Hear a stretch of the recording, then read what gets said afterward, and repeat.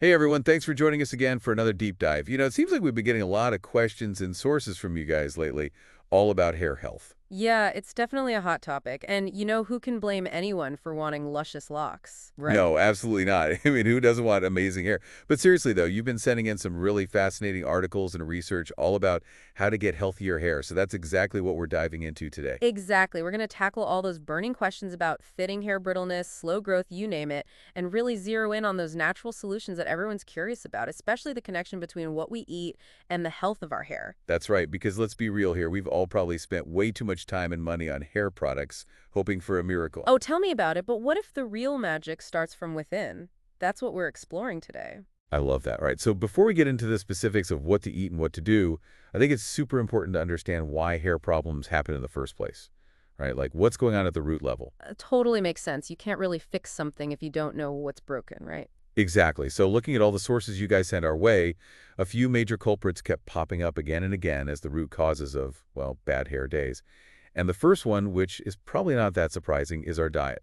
Yep. It all comes back to what we're putting into our bodies. It's like that saying, you are what you eat. Well, it applies to your hair too. So true. So how does that actually work? Like what's the connection between the food on our plate and the hair on our head? Okay, so think of it this way.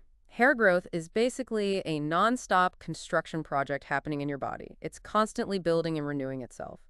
And the main building material for this project is a protein called keratin, makes up like a whopping 80 to 85% of your hair. Wow, that's a lot. So basically, if we're not eating enough protein, it's like we're running out of bricks to build that hair, right? Exactly, you got it. And even if you've got all the fancy tools and gadgets for your hair, like the best shampoos, conditioners, styling products, you name it, if you're lacking those fundamental building blocks, those essential nutrients, well, the construction project's going to hit a slag. Right, that makes total sense. It's like trying to build a house without enough wood or something. 100%. Okay, so diet is crucial, but it's not just about what we eat. It's also about how we treat our hair from the outside, right? And one thing that came up a lot in the research is how often we wash our hair. It seems like there's a delicate balance there. Yeah, it totally is. It's kind of like a Goldilocks situation. You don't want to wash too much and you don't want to wash too little. It's got to be just right. So what happens if we overwash? Well, think about what shampoo does. It's designed to cleanse your scalp and remove dirt and oil.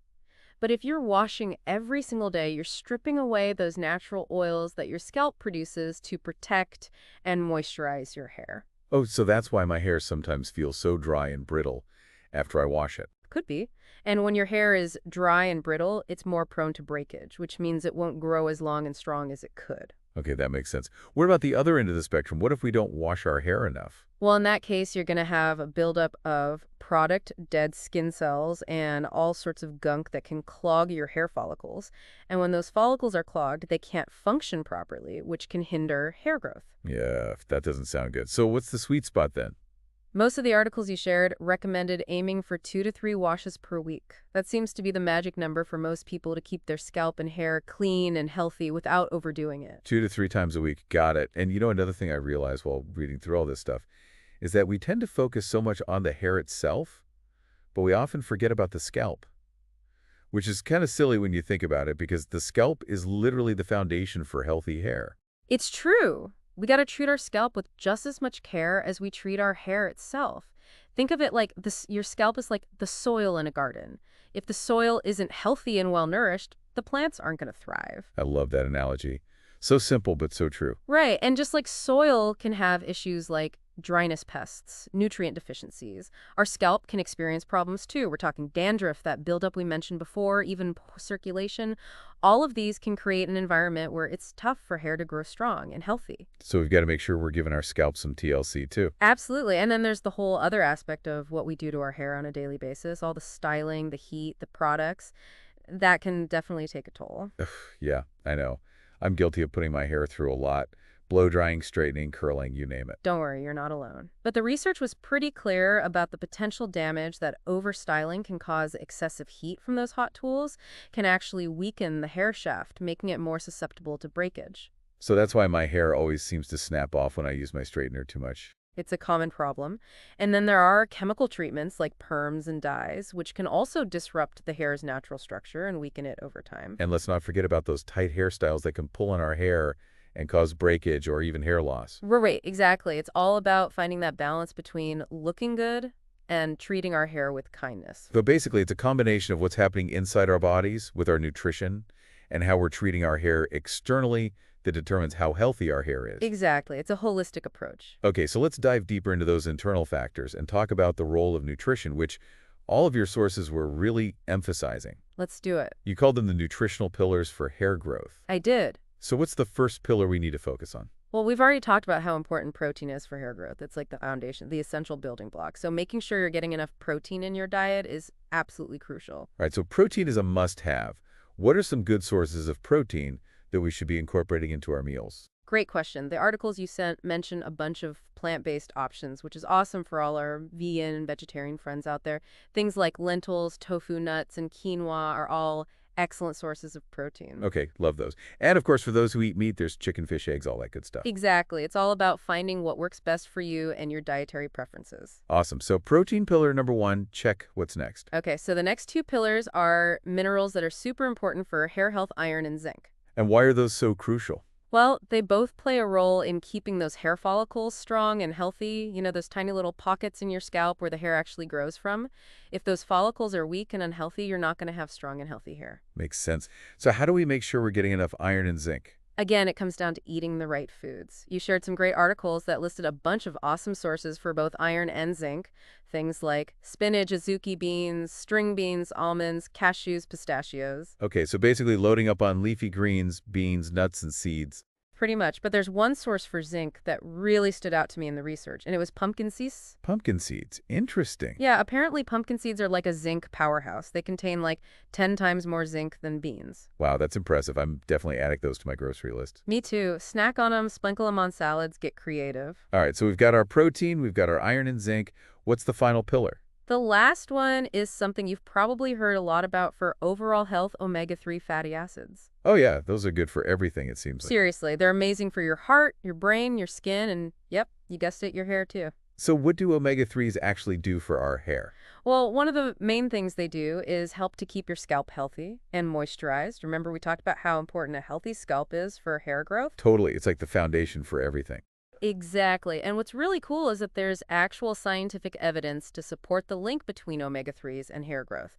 Some studies have shown that people who eat diets rich in omega-3s tend to experience improvements in both hair density and hair growth. So not only do they help with scalp health, but they can actually make our hair thicker and grow faster. That's what the research suggests. Pretty amazing, right? That's awesome. So what are the best ways to get more omega-3s in our diet? Well, the two sources that were mentioned most often in your research were chia seeds and walnuts. Chia seeds and wallet. Got it. Okay, so we've covered all the foundational nutrition stuff, which is super important. But what about those DIY natural remedies that we talked about earlier? You know, the ones we could do at home to pamper our hair and give us some extra rub. Oh, yeah, those are fun. Let's get into those.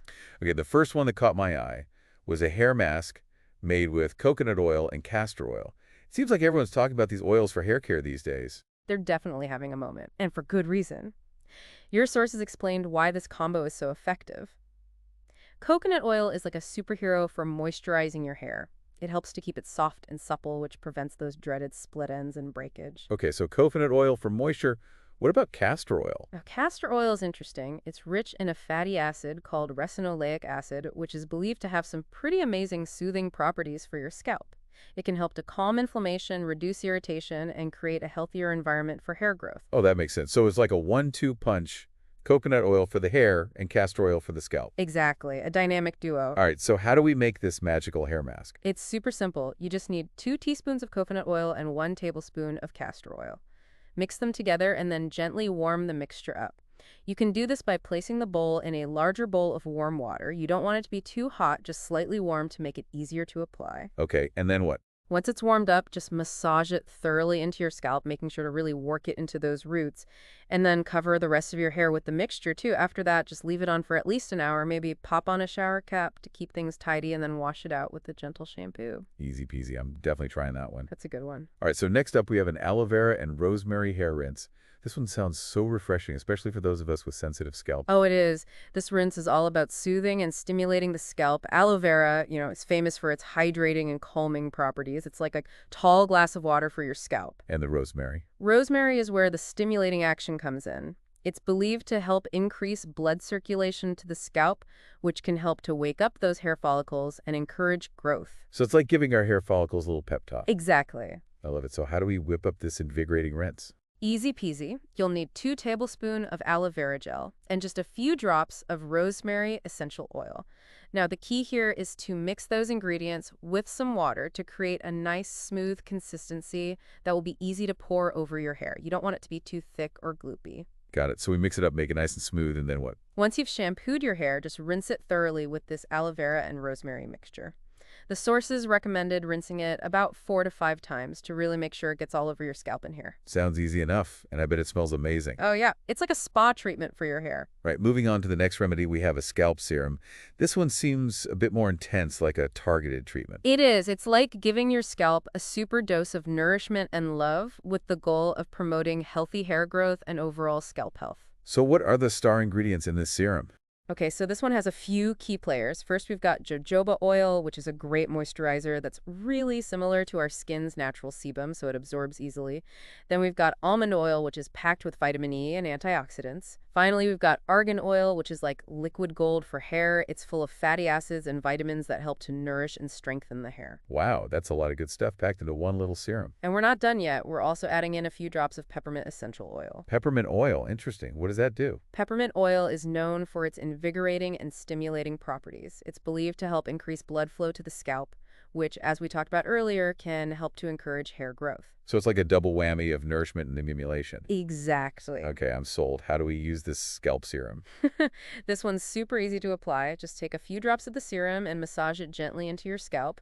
You can do this before bedtime, so it has all night to work its magic. Sounds like a luxurious little nighttime ritual. Exactly. Okay, and last but not least, we have flaxseed hair growth gel. I know flax seeds are super healthy to eat, so it makes sense that they'd be good for our hair too. Right. They're full of those amazing omega-3 fatty acids that we talked about earlier, which are beneficial for both scalp health and hair elasticity. So this gel is basically a way to deliver those omega-3s directly to our hair and scalp. Exactly. Awesome. So how do we make this flaxseed gel at home? It's actually pretty simple. You just need to boil 2 tablespoons of flax seeds in 2 cups of water. Let it simmer on the stove until the mixture starts to thicken into a gel-like consistency. Okay, and then? Once it's thickened up, just strain out the seeds using a fine mesh sieve or cheesecloth, and then you're left with this amazing flaxseed gel. You can store it in a glass container in the fridge for up to a week. And how do we use it? You can use it a couple of different ways. You can apply it to your hair as a leave-in conditioner after washing, or you can use it as a rinse. So many options. I love it. Me too. It's so versatile. Okay, so we've covered a ton of ground today, from the importance of diet to those amazing DIY hair care remedies. But there is one thing I want to touch on before we wrap things up, and that's the role of genetics in hair loss. One of the articles you shared brought up this really important point that sometimes hair loss is beyond our control. Yeah, that's a really crucial point to acknowledge. As much as we love to believe that we can completely control our hair destiny, genetics do play a role. Some people are just predisposed to hair loss, whether it's due to family history or certain medical conditions. And as much as these nutritional strategies and natural remedies can be super helpful for a lot of people, they might not completely reverse hair loss that's primarily driven by genetics. Right. It's all about having realistic expectations and understanding that our genes do have a say in the matter. Totally. But on that note, I really appreciated that some of the sources also emphasize the importance of self-love and acceptance. Even if we don't have the thickest, most luscious hair in the world, our worth and our beauty go way beyond that. Absolutely. It's so easy to get caught up in societal beauty standards and compare ourselves to others, but true beauty radiates from within. It's about confidence, self-acceptance, and loving ourselves for who we are. Well said. And, at the end of the day, healthy hair is just one piece of the puzzle. It's important, but it's not everything. Exactly. All right. So as we wrap up this deep dive, what would you say is the biggest takeaway for our listeners? That's a great question. I think if I had to choose just one thing, it would be the importance of consistency. We've talked about a lot of different strategies today, from dietary changes to natural hair care remedies, but none of them are going to work overnight. That's so true. We live in a world of instant gratification, but real change takes time and effort. It does. It's about making those small, sustainable changes to your lifestyle and sticking with them over time. It's about consistently nourishing your body from the inside out and treating your hair with kindness and care. And I think it's also important to remember that this is a journey, not a destination. We're all constantly learning and growing, and our hair health is a reflection of that. Absolutely. It's about finding what works best for you and your unique hair and body and embracing the process. I love that. So to quickly recap everything we've covered today, we started by talking about how our diet, our hair washing habits, the health of our scalp, and even our styling choices can all impact the health of our hair. We then dove into those four nutritional pillars: protein, iron, zinc, and omega-3 fatty acids, and explored why they're so crucial for healthy hair growth. And of course, we can't forget about those amazing DIY natural remedies that we talked about, from the coconut oil and castor oil hair mask to the soothing aloe vera and rosemary rinse to the nourishing scalp serum and the oh-so-versatile flaxseed hair growth gel. And throughout it all, we emphasize the importance of listening to your body, honoring your genetics, and embracing self-love and acceptance. Absolutely. So here's a final thought for you to ponder as you continue on your hair health journey. Beyond the specific tips and tricks that we've shared today, what other signals might your body be sending you about your overall health, and how might paying closer attention to those signals contribute not just to healthier hair, but to a healthier, more vibrant you from the inside out? Thanks for joining us for this deep dive. We'll see you next time. Bye, everyone.